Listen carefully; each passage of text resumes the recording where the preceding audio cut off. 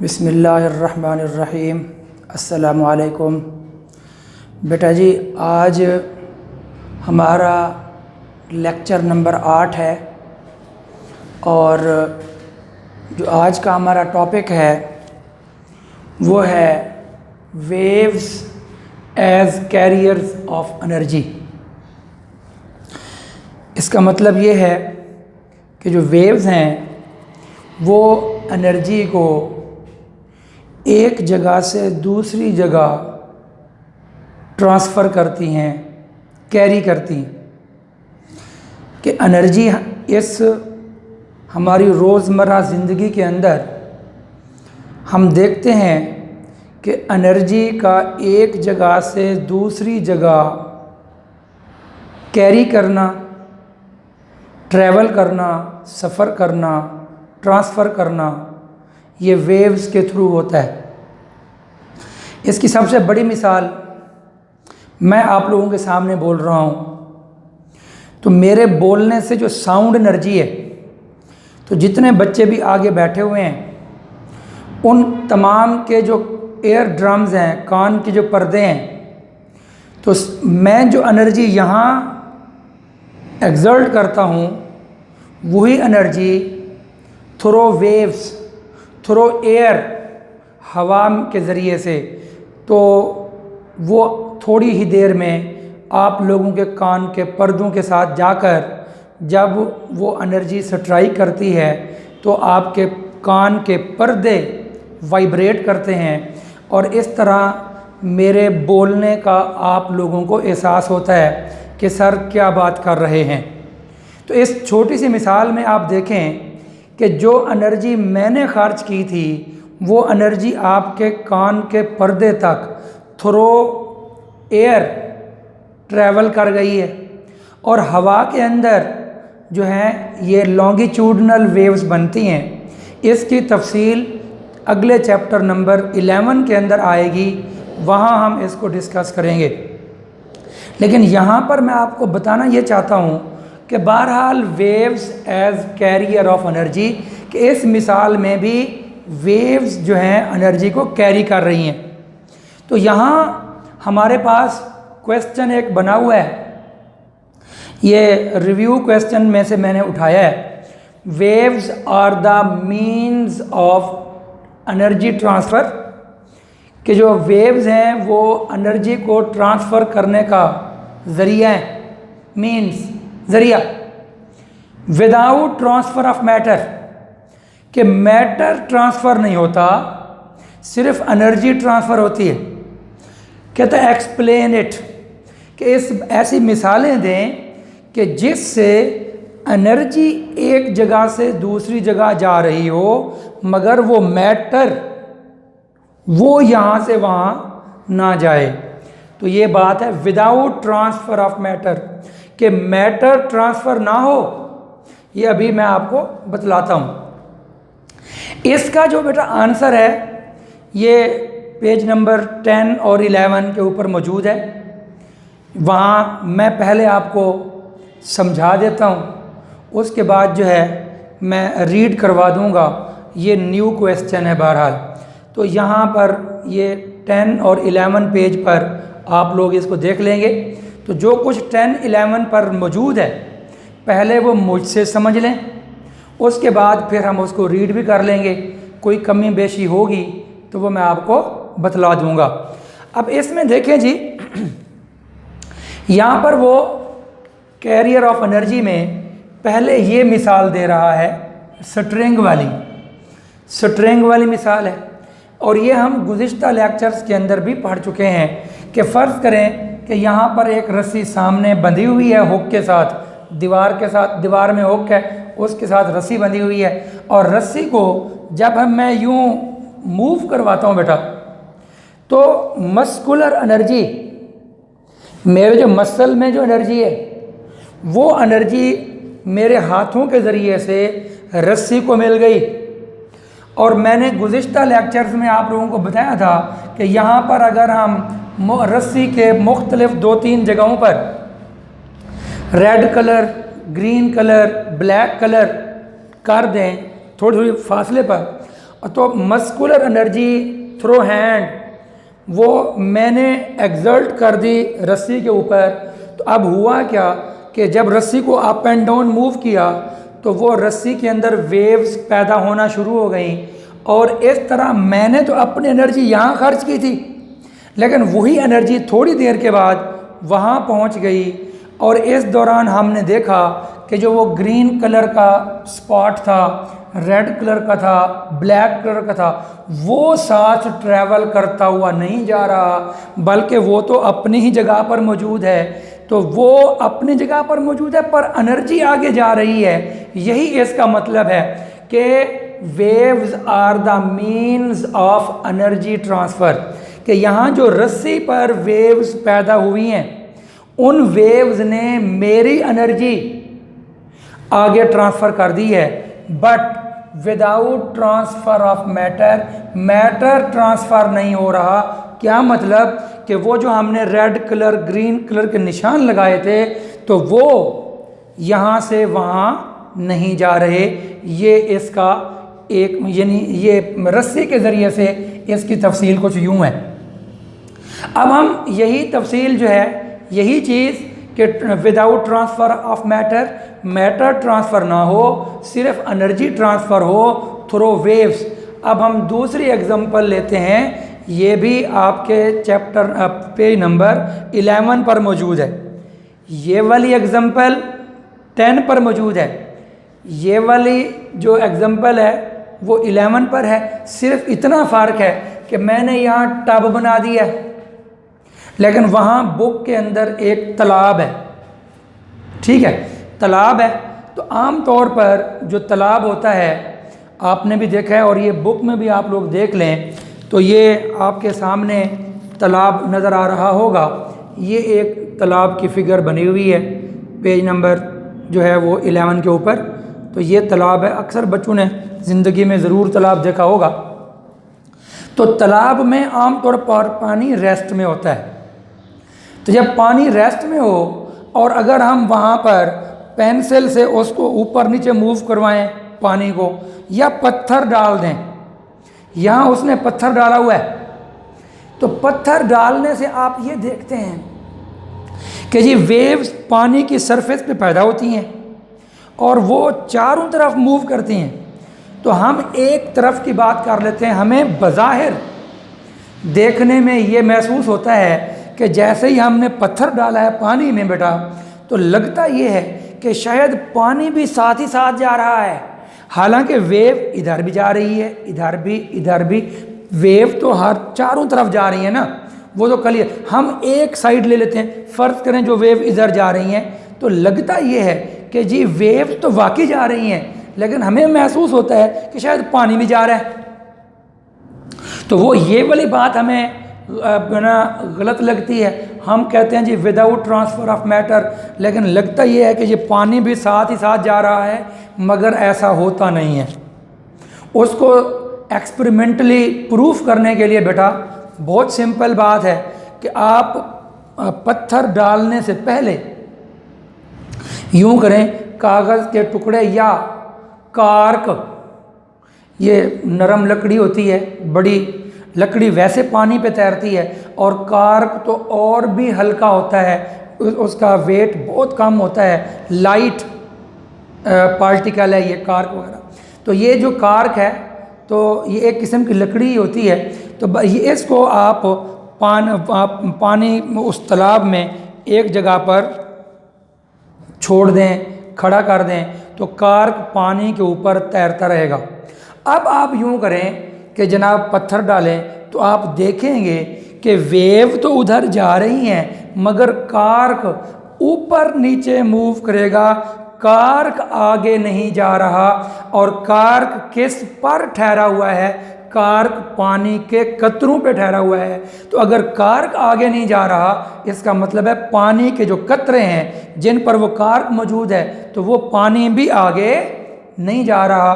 तो इसका सिर्फ वेव्स आगे जा रही हैं। तो यही मतलब वहाँ से भी साबित हो जाएगा कि विदाउट ट्रांसफ़र ऑफ मैटर, के मैटर से मुराद, इस केस में मैटर से मुराद वाटर पार्टिकल्स हैं, और इस रस्सी वाले केस में मैटर से मुराद पार्टिकल्स ऑफ द स्ट्रिंग हैं।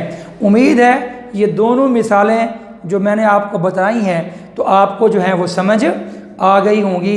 तो ये एक लॉन्ग क्वेश्चन है और अपना यही क्वेश्चन बतौर शॉर्ट क्वेश्चन के भी आता है। तो अगर ये क्वेश्चन लॉन्ग के तौर पर आ जाए, सुन लें भाई, अगर ये क्वेश्चन लॉन्ग के तौर पे आ जाए, तमाम बच्चे सुन लें, तो फिर बेटा जी लॉन्ग के तौर पे ये यहाँ से लिखना शुरू करेंगे, ये मुकम्मल इसमें दोनों पैराग्राफ लिखेंगे, ये भी लिखेंगे यहाँ तक, इसमें फिगर तो नहीं बनाएंगे, मुश्किल सी है। तो ये लॉन्ग का क्वेश्चन है और ये 1-2 मरतबा पेपरों में आ भी चुका है। और अगर शॉर्ट क्वेश्चन आ जाए तो फिर ये नहीं लिखेंगे, क्वेश्चन वही होगा, सिर्फ शॉर्ट होगा, 2 नंबर का होगा। तो फिर आप ये करेंगे कि उसमें फिर ये वाला पैराग्राफ लिखेंगे और साथ में ये पैराग्राफ और साथ में ये 2 लाइनें लिख देंगे और फिगर फिर भी नहीं बनाएंगे। तो इस तरीके से आपका जो है ये लॉन्ग की भी तैयारी हो गई और शॉर्ट की भी तैयारी हो गई। तो उसके बाद हमारा अगला क्वेश्चन जो है इसके साथ ही लगे हाथों, तो ये मैं अभी इसको मिटा दूं बेटा।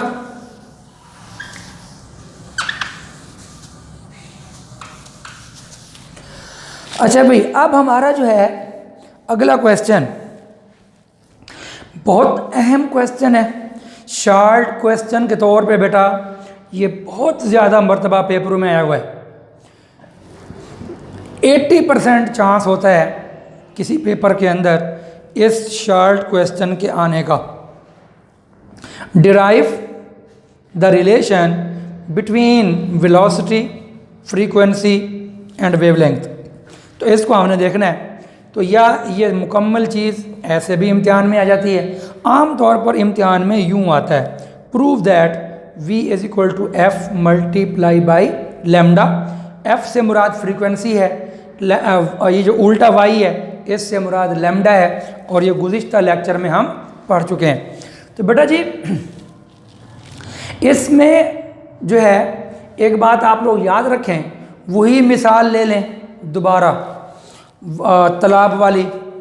तो जब तालाब में याद रखें ये उसका मेन पोजीशन है, शुरू में पानी, और यहाँ पे गौर कर लो ये इस तरह से वाटर वेव्स ट्रैवल कर रही हैं, वाटर वेव्स ट्रैवल कर रही हैं। फ़र्ज़ कर लेते हैं कि यहाँ जो है, तवज्जो मेरी बात पे, तो यहाँ से ये वेव ऐसे जा रही है, तो यहाँ पे जो टाइम है वो 0 सेकेंड है। फ़र्ज़ कर लें कि यहाँ पर जो है वो आप 8 सेकेंड या चलें जी 10 सेकेंड लग जाते हैं। तो फ़र्ज़ करें कि यहाँ से वेव जब यहाँ तक पहुँचती है तो 10 सेकेंड लग जाते हैं। तो इसका मतलब हुआ कि हमारे पास स्मॉल t जो है वो 10 सेकेंड हुआ। यहाँ से लेकर यहाँ तक का जो टाइम है वो 10 सेकेंड है। इस दौरान साफ ज़ाहिर है यहाँ से यहाँ तक डिस्टेंस भी होगा। उस डिस्टेंस को हम 9th में s भी पढ़ते रहे हैं, d भी पढ़ते रहे हैं। तो यहाँ पर d लिखा हुआ है, तो s से मुराद भी डिस्टेंस और d से मुराद भी डिस्टेंस। तो ये डिस्टेंस फ़र्ज़ कर लें कि यहाँ से लेकर यहाँ तक मैं कहता हूँ कि जी ये डिस्टेंस है हमारे पास, अल्लाह भला करे, 30 मीटर। 30 मीटर जो है वो हमारे पास डिस्टेंस है, तो यहाँ से लेकर यहाँ तक। तो अब सूरत हाल ये है कि यहाँ पर चूँकि वेव इधर जा रही हैं, वेव की डायरेक्शन तो यूँ है, और बेशक पार्टिकल ऊपर नीचे मूव कर रहे हैं लेकिन वेव इधर जा रही हैं। अब यहाँ पर देखें, wave has a specific velocity of travelling. तो जब वेव इधर ऐसे ट्रैवल करती है तो उसकी कोई ना कोई वेलोसिटी होगी, और वो वेलोसिटी मालूम करने के लिए 9th में हमने देखा था कि डिस्टेंस ओवर टाइम का फार्मूला था। तो डिस्टेंस ओवर टाइम, तो ये डिस्टेंस की जगह पर अगर हम 30 लगा दें और टाइम की जगह पर 10 लगा दें, ms इन्वर्स लगा दें, तो ये बन जाएगा हमारे पास 3 मीटर पर सेकेंड। तो ये उसकी वेलोसिटी होगी। यानी अगर एक वेव यहाँ से यूँ जा रही है, फ़र्ज़ करें यहाँ से यहाँ पहुँचते हुए वो 10 सेकेंड टाइम लेती है और इस दौरान उसने डिस्टेंस कवर किया है 30 मीटर का, तो it has a specific velocity of travelling which is defined by, और वो वेलोसिटी इस तरीके से हम मालूम करेंगे v = d/t। और मैंने ये वैल्यूज़ लगा दी। यहाँ हम वैल्यूज़ कुछ और भी लगा सकते हैं, ये कोई ज़रूरी नहीं है कि 10 और 30 लगाएं, कुछ और वैल्यूज़ भी बहरहाल लगाई जा सकती हैं। खैर, उसके बाद बेटा जी बात ये हुई, अब अगर एक वेव जो यहाँ से ट्रैवल करती है और वो यहाँ पहुँचती है, तो अगर हम यूँ करें कि जी ये यहाँ से यहाँ तक का टाइम ना लें, हम बेटा जी यहाँ से यहाँ तक का डिस्टेंस भी ना लें, यहाँ से यहाँ तक का टाइम भी ना लें। ये बात सुन लें कि यहाँ से यहाँ तक का डिस्टेंस 30, यहाँ से यहाँ तक का टाइम 10। लेकिन अगर हम यूँ करें कि जी हम एक, अब से सावधान, यहाँ से यहाँ तक तो एक वेव, ये देखें बेटा, ये एक वेव हो गई, ये 2 वेव्स, ये 3 वेव्स, ये 4 वेव्स हो गई। यानी इतनी डिस्टेंस में तो 4 वेव समा सकती हैं। अब सवाल ये पैदा होगा कि भाई एक वेव फिर कितना डिस्टेंस लेगी, तो वो साफ ज़रा ये होगा, ये वाला होगा, ये यहाँ से लेकर यहाँ तक एक वेव बनती है। तो एक वेव का भी तो डिस्टेंस होगा, मगर उस डिस्टेंस को लैम्डा कहते हैं, ये बात याद रख लें। तो यहाँ से यहाँ तक डिस्टेंस लैम्डा, और जो यहाँ से यहाँ तक ये 1 कंप्लीट साइकिल है, 1 कंप्लीट राउंड ट्रिप है, ये 1 वाइब्रेशन भी होता है। और आपको याद होगा कि इस दौरान जो टाइम खर्च होता है, तो फिर हम, अच्छा यहाँ हम यूँ कह सकते हैं कि ये जो डिस्टेंस है वो लैम्डा के बराबर है, और यहाँ से यहाँ तक का जो टाइम है वो कैपिटल T के बराबर होगा। अब इस बात को दोबारा से मुझसे फिर समझ लें टू द पॉइंट अंदाज में, ये मैं मिटा रहा हूँ। इस बात को ना एक मरतबा फिर समझ लें, आखिरी मरतबा। बेटा जी यहाँ पर आप देखें कि हमने क्या किया, डिस्टेंस की जगह पे लैम्डा यूज़ कर दिया, टाइम की जगह पे ये स्मॉल t था, ये capital T time period use कर दिया। तो इन दोनों में मैंने यही चीज़ें यहाँ भी लिखी हुई हैं। तो इन चीज़ को यहाँ पे समझें कि स्मॉल t से मुराद this is the time of number of waves, या this is any time of the waves. और कैपिटल T से मुराद है this is the time for only 1 wave. अच्छा, D से मुराद है this is the distance of any waves. यहाँ पर 5 वेव्स हैं, any number of waves, the distance of any number of waves, तो फिर वो S होगा या D होगा, the distance of only 1 wave. तो जब 1 वेव का डिस्टेंस लेंगे तो वो वेव लेंथ होगी। यानी अगर आप, कोई बच्चा अब भी परेशान बैठा हुआ है, सर ये इनमें मेन फ़र्क क्या है, तो मेन फ़र्क फिर सुन लें कि जो S होता है ना, उसमें 1 वेव, 2 वेव, 3 वेव, 4 वेव, यहाँ पर 5 वेव्स हैं।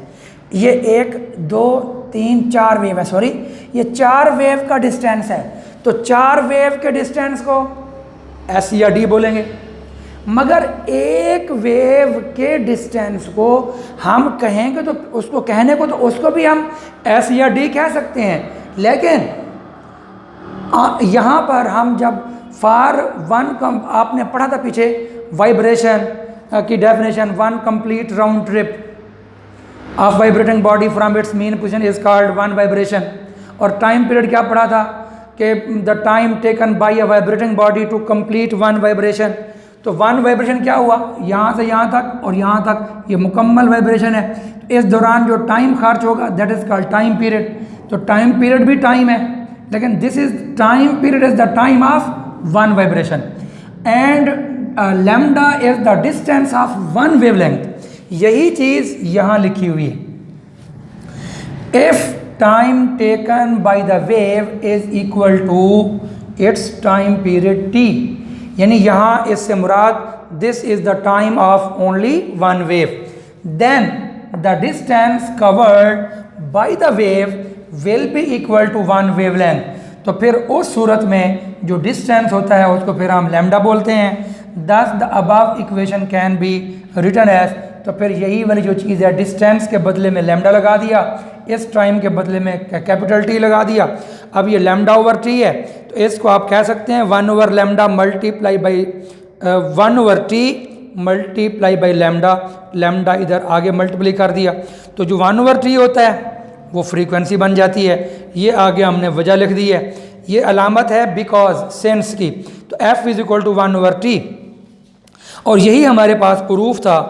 तो be V is equal to F multiply by lambda, frequency और लैम्डा को मल्टीप्लाई कर दें तो ये हमारे पास जो है वो अपना वेलोसिटी ऑफ द वेव आ जाती है।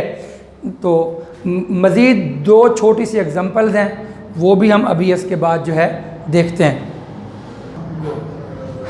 बेटा पहले मेरा मूड बन रहा था कि मैं आपको जो है वो एग्जांपल वगैरह करवा दूं। 2 एग्जांपल हैं छोटी सी इस चैप्टर के अंदर, लेकिन अब ये मैं सोच रहा हूँ कि जैसे ही हम इस चैप्टर के प्रॉब्लम करेंगे ना, तो उनसे पहले एग्जांपल करवा देंगे, थोड़ा वो सीक्वेंस में आ जाएगा।